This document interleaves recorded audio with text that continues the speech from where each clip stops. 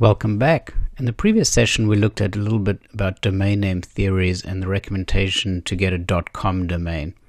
I want to show you a couple of ways now of actually getting a domain in case you've never done this before. There are many places you can buy domain names from.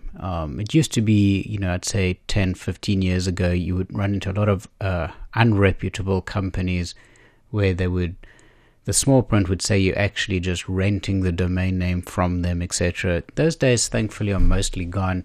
But still, there are two companies that I would recommend you consider for your domain names. One of them being GoDaddy.com. You can see that up here in my URL bar. And the other one being Namecheap.com. So despite their names, Namecheap maybe not giving you the most credibility from a name perspective or branding perspective. It's a very reputable and popular company, as is GoDaddy, and you've probably seen their ads in the Super Bowl, etc. Both of them very good for domain name registrations. So if you go to, for example, GoDaddy.com, you're going to see a box up here which is going to be where you can search for a domain name for yourself. So let's just take something, of course. I'm going to take CNN.com to carry on with the example we have been using, and I'll click search domain. So surprise, it says, sorry, CNN.com is not available. Now, the kind of nice thing here with GoDaddy is it's going to say, here's a couple of recommendations that are available for you. For example, cnntech.us. However, remember, I said I'd prefer if you stay away from a .us domain. Here's one, cnntech.co. Maybe not a bad name, but let's put on our legal hat for a second. We obviously don't necessarily want CNN in our domain name because we could be infringing on a trademark, and we don't want to spend a bunch of money on building a brand, printing our stationery, getting our website search index friendly, only to get a cease and desist letter from CNN. So that was just an example, of course. Now, to show you the sort of unavailability of domain names, let's choose something even a little bit more obscure. Let's say it was kitchenappliances.com, for example. Let's try that, and I'll search. Well, kitchenappliances.com is not available. Then it gives me a bunch of other options. kitchenappliances.repair.menu. Now these extensions are fairly new. kitchenappliances.equipment. They just haven't caught on yet. I personally wouldn't go for any of those. I'm still looking for a .com.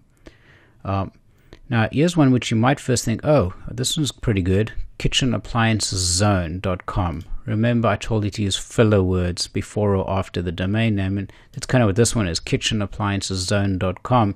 But unfortunately, this is a premium domain, meaning it's basically being sold either on auction or through GoDaddy. So that's $349. We don't really want that one.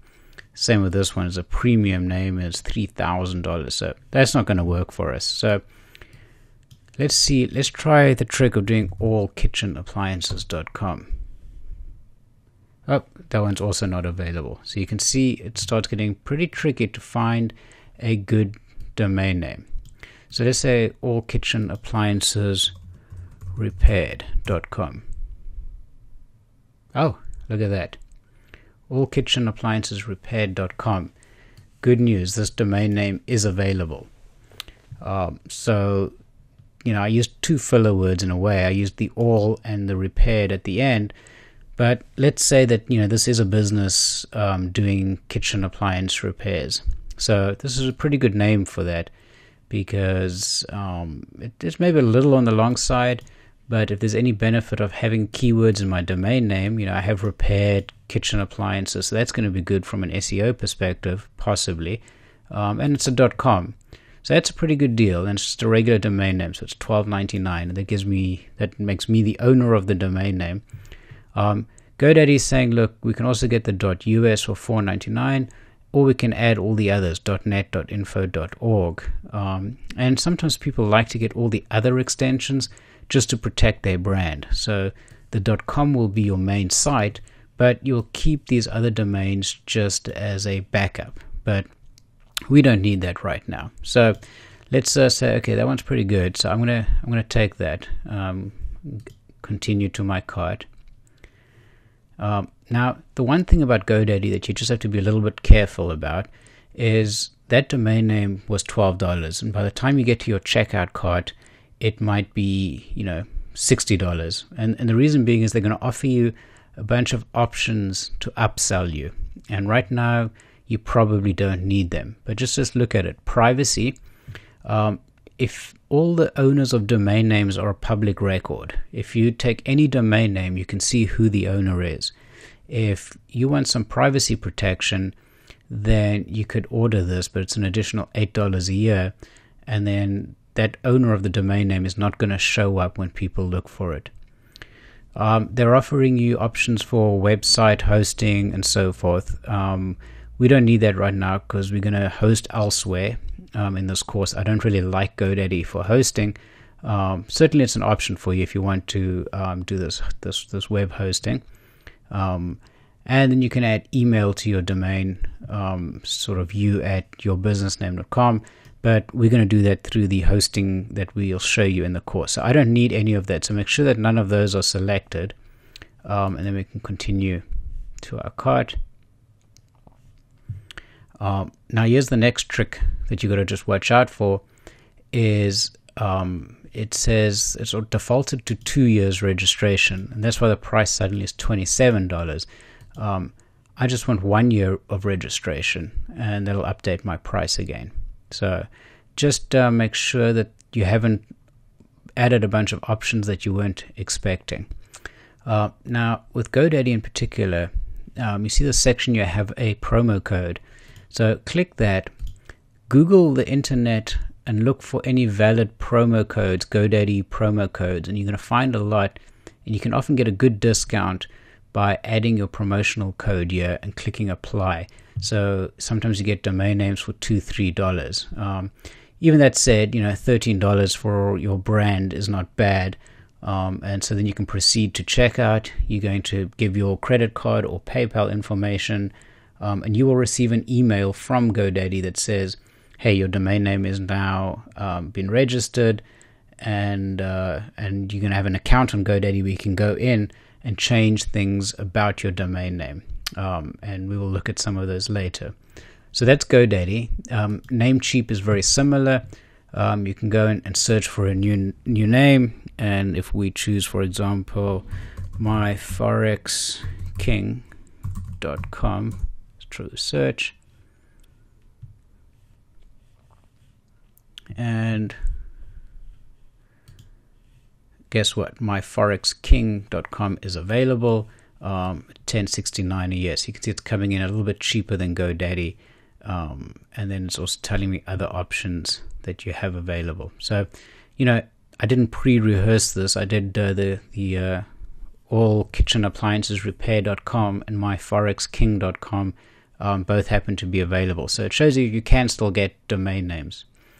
If you want to go for one of the more high-tech kind of domain names like the .io domain name I was talking about in the previous session, you would have to go to a different registrar. Neither GoDaddy nor Namecheap, at least at the time of this course, were offering .io registrations. And so you would, for example, do forexprofit.io. Actually, let's do the what was the kitchenappliances.io.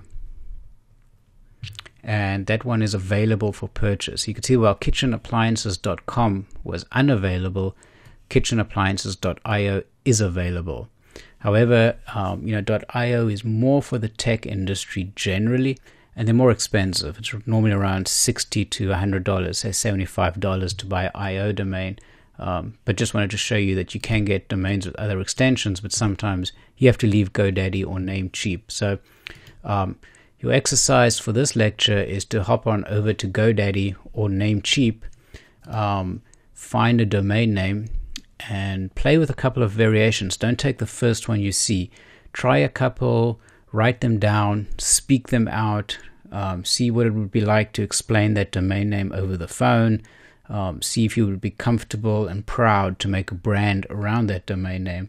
And if that's the case, then go ahead and buy that. And it'd be money well spent if you get a good name. So play with it and just see what you come up with. So you don't have to have a domain name to proceed with the rest of this course.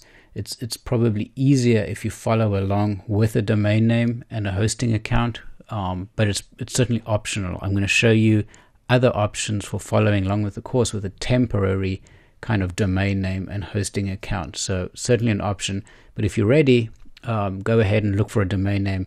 And anyway, just play around with Namecheap and GoDaddy, even if you're not ready to buy, just so you can get the feel of how difficult sometimes it is to get a good name or how easy it is, etc. It's good to play around and start experimenting with domain names. So I will see you in the next lecture.